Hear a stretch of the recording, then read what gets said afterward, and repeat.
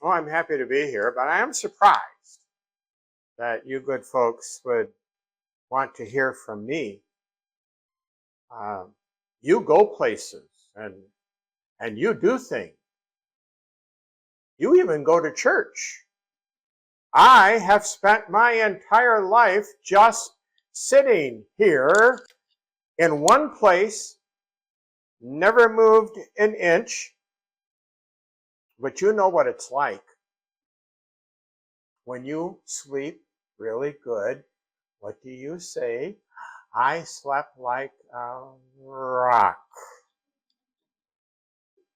It was a long, long time ago when I came into being. I suppose you could say I was created. In the beginning, God created the heaven and the earth, and well, that's me. I was part of a rocky hillside. There was enough soil for plants to grow. And so eventually they made this hillside into a garden. Up until that time, I was just another big, huge rock. I was not like some rocks that get turned into jewelry. I was just a big, ordinary, heavy, strong, solid rock. That's what I was, and that's where I sat. And that was my life. And that's all there was to it. Until one day, a couple of men began chopping away at me with a hammer and a chisel.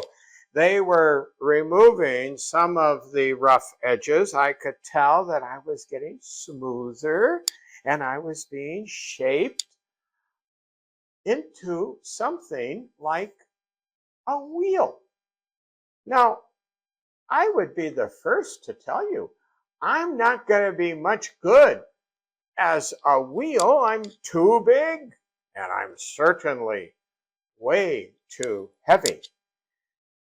But the longer they worked, the more I looked like a wheel. They flattened me on both sides and shaped me nice and round. And I started getting ideas. Was I going to be going someplace after thousands of years of just sitting here? Maybe I was going to be a grinding wheel. And that rubbed me the wrong way. Who wants to spend the rest of their life spinning around in one place? Maybe I was going to be the base for a monument or a statue. That could be a high-class job. But then there would be children climbing all over, and the birds would be perching up there. Oh, no, not that. Well, the men got done with whatever they were doing. They got some more men, and they lifted me up so I was standing on my round rim, and I could move. And they started to roll me from where I had been for centuries to an opening in the side of the hill. As I rolled by that opening, I got a quick look inside, and I saw it was just an empty room, actually just a hole, a cave. There was a slab of stone on the floor. It was going to be a grave. A rich man named Joseph, a member of the council, had bought that hillside so that he could be buried there. Fine.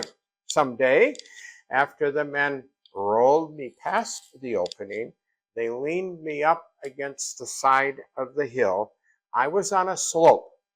And they stuck some small rocks underneath me to keep me from rolling back down. You see, that slope was so that I could be rolled back down in front of that opening. But once I got down there,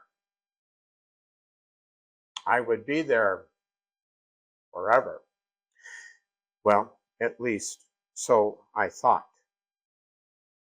So there we were again, just back to sitting in one place. But it didn't take long. It was just actually a few days later at noon. It got dark. At noon.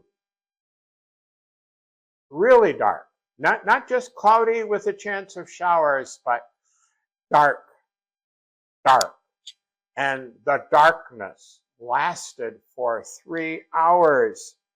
There was something very strange going on. I could feel those strange vibrations. The ground beneath me started to move as though it was getting ready to explode. And then it did happen. There was an earthquake. The ground shook. I bounced against the side of that hill and almost tipped over. The stones that were wedged underneath me to hold me in place, they did their job. They held their ground. And so did I. And then after all that, the sun came back out, the ground stopped shaking, everything was back to normal, but then some people came. I saw 2 men and 2 women coming towards me. The men were carrying a heavy load. One of them was Joseph. He owned the garden. He owned the tomb. Another council member named Nicodemus. They were carrying a body wrapped in linen, and they took it into the tomb and laid it on the slab. And that was really strange. All of that time and energy and expense to prepare a tomb for himself. And now Joseph is giving it up to a criminal who had been crucified. Well, it wasn't up to me to ask. And as soon as the body was laid in place, Joseph and Nicodemus came out of the tomb, and then it was time for me to do my thing. I got to get rolling, so to speak. They carefully removed the small stones, and down the hill I rolled until, bam, I reached the other side, and there I stopped, and there I stayed. I stopped directly in front of the entrance to the tomb, and I did a good job. Nobody was going to get in or out. Well, that's funny. Nobody ever goes out anyway. But then some soldiers arrived. What in the world? I can do my job. I surely don't need them. What foolishness. Here I am. I'm heavy and big and strong, hard as a rock. And they're sending guards to make sure that the tomb stays closed. I can do my job. My job, rest in place. And that's what I was going to do forever. Well, not quite. The women were saying they still had work to do. They were going to come back after the Sabbath to finish the burial. Oh, they better bring some friends because they're not going to be able to move me all by themselves. Sunset came. It was over. Sabbath came. Fine. Let them come back when they want to. One more interruption, and then I will be able to rest in place forever. That's what stones like me do. That's what we do. That's all we do.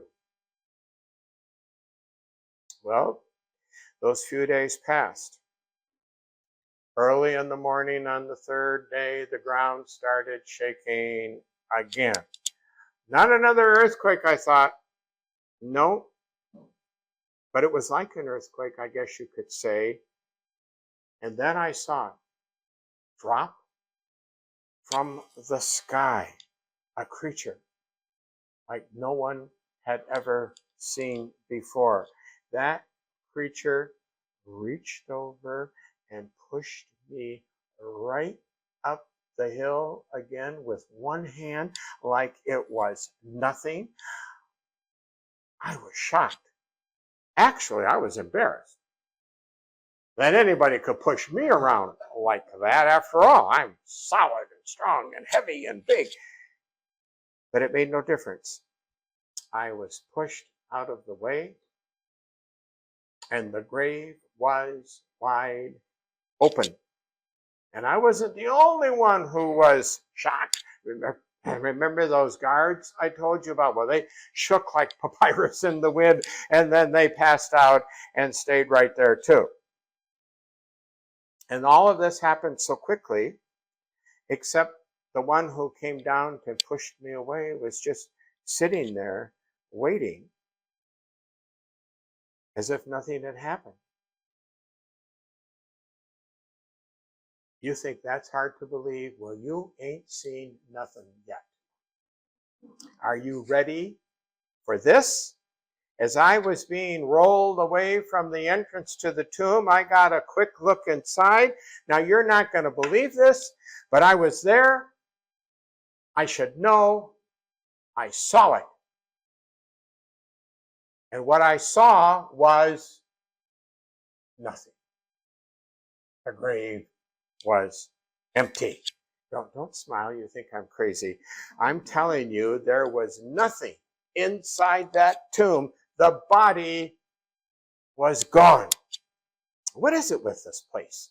First, Joseph gives up his grave to someone else, and now Jesus has given up the tomb as well. I became the only part-time tombstone in the history of the world. But I don't mind. I guess they'll leave me alone now, and I'll go back to just sitting here. Oh, but actually, now that you think about it, I feel pretty good about myself. I was used for a special purpose at a very special event. Not only that, but now all other stones like me have a better self-image. Because you called the one who was in the grave the Rock of Ages. Because of him, you have hopes and dreams fulfilled. I know that for a fact. I know that because Jesus came back to life. And all of you will come out of your graves too someday when he calls you, when it's time. Tombstones like me now have a new purpose. We used to think that we were there to hold bodies in the grave forever. Now we know we are only going to hold them until forever comes. Amen.